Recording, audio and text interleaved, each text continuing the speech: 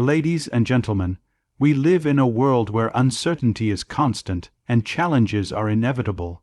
Every one of us has been tested, whether by failure, loss, rejection, or hardship. But what separates those who rise from those who fall isn't luck or talent, it's resilience. A resilient mind, it is not something you're born with. It's something you build, and like any construction, it begins with a solid foundation. Resilience is not about avoiding stress or pain, it's about facing them, learning from them, and growing stronger each time. One of the most foundational steps in building a resilient mind, is learning to accept reality as it truly is, without distortion, denial, or sugarcoating. This may sound simple, but it's often the hardest thing for people to do, especially when they're hurting. We've been conditioned to think that positivity means pretending things are fine when they're clearly not. But true resilience begins not with fake optimism, but with radical honesty. It's the courage to look life in the eye and say, "This is where I am, this is what happened, and this is what I'm dealing with." Acceptance is not defeat. It's not giving up or being passive. It is, in fact, the opposite.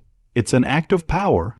When you accept reality, you free yourself from the mental fog of resistance. You stop wasting energy asking, "Why is this happening to me?" and instead start asking, "What do I need to do next?" You switch from emotional paralysis to practical action. Let's be clear. Acceptance doesn't mean liking what happened. It means facing it with open eyes. If you lost your job, acceptance means saying, "Yes, I lost my job," not, "I'll probably get it back tomorrow." If you're struggling with your mental health, it means acknowledging the struggle, not pretending to be okay just to appear strong. Resilient people don't run from pain, they run through it. They know that avoiding reality doesn't make it go away, it just delays the healing. And the longer you delay, the deeper the damage. Acceptance gives you back control, not over the situation, but over your response to the situation. That's where your real strength is born. Many people confuse acceptance with weakness. But denial is the real weakness. Denial keeps you stuck in a story that isn't real. Acceptance, on the other hand, gives you the clarity to write a new chapter. When you finally stop wishing things were different and start working with what is, you move from feeling like a victim of your life to becoming the leader of it. In the darkest moments, when everything feels heavy and the road ahead seems impossible, one thing separates those who give up from those who push through: their why. Your why is your personal source of meaning. It's the deep, unshakable reason that makes you rise when you fall. It is not motivation, because motivation fades. Your why is deeper than emotion. It lives in your spirit. It could be your children, your faith, your dreams, your desire to change your family's story, or the fire to prove to yourself that you were built for more. Resilient people don't rely on external rewards or praise to keep going. They're driven by something internal, something personal and powerful. When life hits them with loss, betrayal, failure, or fear, they don't crumble because they've already decided, "I'm not doing this just for me. I'm doing this because I have a reason that matters more than this moment." If you don't have a clear why, every challenge will feel like a mountain, but if you do, even the mountain will feel like a step. Let me tell you something important. Your why doesn't have to make sense to anyone else. It doesn't need to be flashy or poetic. It just needs to be real. If your why makes you cry, it's probably the right one. That's the level of emotional connection required to sustain you through pain, rejection, setbacks, and long seasons of doubt. Resilience without purpose is like running without a destination. You burn out. But when you know why you're fighting, why you're enduring, why you're still standing, then even your lowest point becomes part of the mission. Find your why, write it down, speak it out loud, hold it close, and when everything around you says stop, your why will say keep going. Just as we strengthen our physical body through regular exercise, we must also train our emotional muscles if we want to develop true resilience. The mind, like the body, responds to stress, and just like lifting weights tears the muscles so they can grow back stronger, life's challenges stretch our emotions so we can build endurance, control, and depth. Most people are never taught how to deal with emotions. We're told to man up, stay strong, get over it. As a result, we suppress, ignore, or escape our feelings through distractions, addictions, or silence. But here's the truth: you can't heal what you don't feel. Resilience is not about having no emotions. It's about learning how to navigate them. Training your emotional muscles starts with emotional awareness. Start recognizing what you're feeling and name it. Is it sadness, anxiety, shame, frustration, or fear? Naming the emotion gives you power over it. You stop being controlled by it, and you start to understand it. The next step is emotional regulation, finding healthy ways to deal with what you're feeling. That could be journaling your thoughts every night, taking deep breaths during stress, speaking to someone you trust, meditating, or simply taking a break to process. These are not luxuries, they are mental resilience exercises. They build your capacity to handle future storms with calm instead of chaos. And just like going to the gym, the key is consistency. Don't wait for a breakdown to start building strength. Train daily. Celebrate the small wins. When you speak kindly to yourself after failure, when you pause before reacting in anger, when you choose to process instead of explode. These are the reps that build emotional toughness. Remember, resilience doesn't mean you never feel broken. It means you always repair yourself faster each time. Emotionally strong people aren't fearless, they're fear-aware and forward-moving. By training your emotions daily, you create a solid, flexible inner core that bends without breaking, no matter what life throws your way. Resilience begins the moment you stop saying, "Why is this happening to me?" and start saying, "What can I do about it?" This shift from victimhood to ownership is not just a mindset change, it's a life change. Victimhood is seductive. It gives us temporary comfort. It tells us it's okay to stay stuck, because it's not our fault. And while sometimes we truly aren't to blame for what happened to us, we are always responsible for what we do next. Ownership doesn't mean blaming yourself for the pain, it means choosing not to let that pain become your identity. Resilient people understand this difference deeply. They don't waste energy pointing fingers. They don't spend years waiting for apologies that may never come, or conditions to be perfect before they act. They take full emotional responsibility for their responses, their healing, and their growth. When you adopt the ownership mindset, you regain control. You realize, I can't change the past, but I can learn from it. I can't force people to treat me right, but I can control who I keep in my life. I can't predict the future, but I can prepare for it with discipline and awareness. This is not always easy. Ownership requires you to be brutally honest with yourself. It requires you to admit where you've played a role, even if just by staying silent, procrastinating, or doubting yourself. But this honesty is what makes you stronger. It gives you clarity. It gives you direction.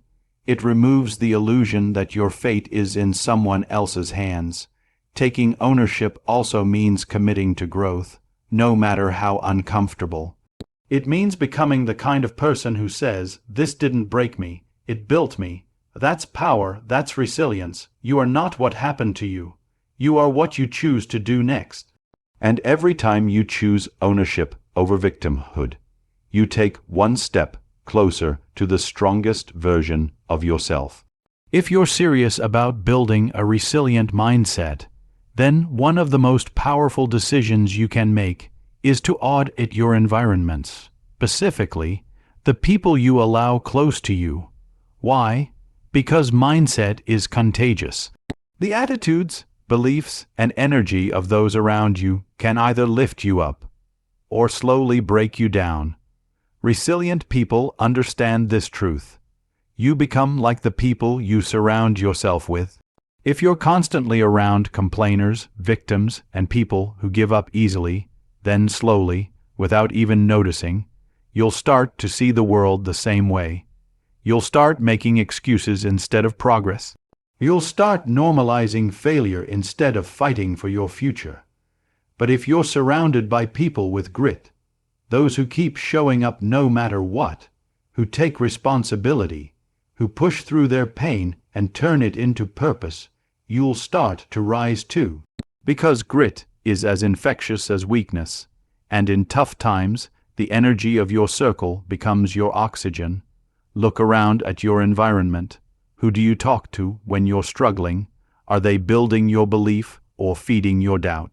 Are they challenging you to grow or comforting you into staying small? The truth is, sometimes the people who pity us the most hold us back the most. They mean well, but they keep us stuck in comfort, not strength. Surround yourself with people who don't just sympathize with your pain, but who remind you of your power. People who say, yes, it's hard, but you're capable. People who don't let you quit on yourself. People who don't just listen to your excuses, but push you past them.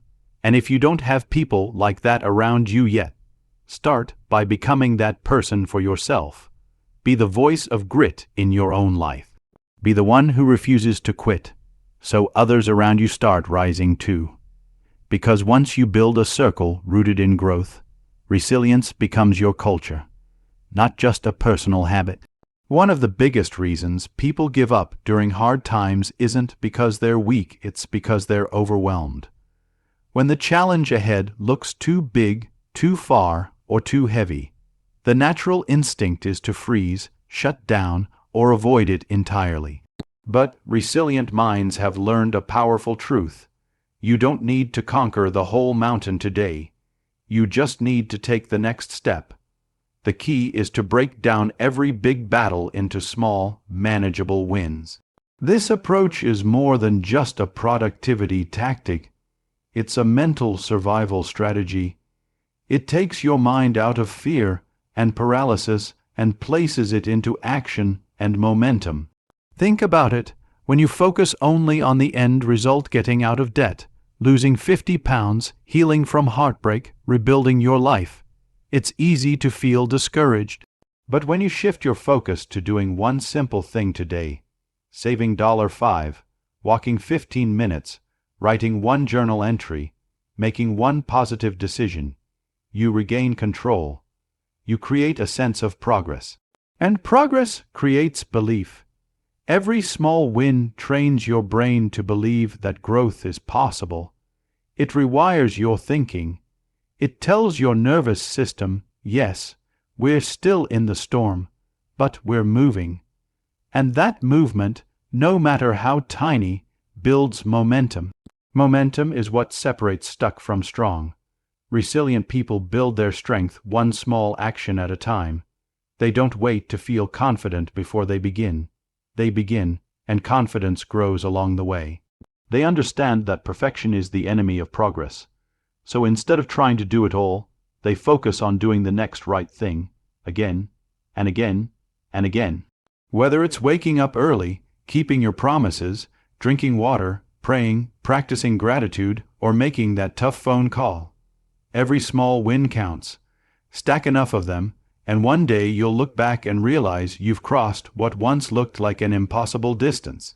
Because that's how resilience is built, not by leaps, but by steps, not by bursts of strength, but by daily discipline, not by massive victories, but by consistent small wins that compound over time. The final, and perhaps most overlooked step in building a resilient mind set is mastering the way you talk to yourself, because your inner voice becomes your outer reality. Every day, in the silence of your own mind, you're having a conversation. And that conversation is shaping your beliefs, your actions, and your outcomes. Most people don't even realize how toxic their self-talk has become. They say things to themselves they would never say to someone they love. I'm not good enough. I always mess things up. Nothing ever works for me. These thoughts don't just hurt. They program your brain to stay stuck. Over time, your identity begins to match the lies you keep repeating. Resilient people know this, and they fight back. They don't let fear or doubt write their script. They speak powerfully to themselves, especially when life gets hard. They say, "I've made it through worse. I'm learning. This doesn't define me." Or "I am capable, even if I'm uncomfortable." These aren't cheesy affirmations. They're mental reinforcements that build confidence from the inside out. This kind of self-talk isn't about lying to yourself or ignoring reality. It's about framing the truth in a way that fuels your growth, not your fear. For example, instead of saying, "I failed," say, "I learned something powerful." Instead of "I can't do this," say, "I can't do this yet, but I will." Instead of "everything is falling apart," say, "This is the storm before my breakthrough." Words matter. What you repeat, you believe, and what you believe, you become. Train your inner voice to be your biggest supporter, not your loudest critic. Pay attention to your language, catch the self-doubt when it creeps in, and replace it with something stronger. Practice this daily, especially in moments of pressure, failure, or fear, because that's when your self-talk matters most. You will face adversity, you will face pain, but if your inner voice is solid, rooted, and powerful, you'll stand back up every single time. That's the voice of resilience. That's the voice of someone who refuses to be broken.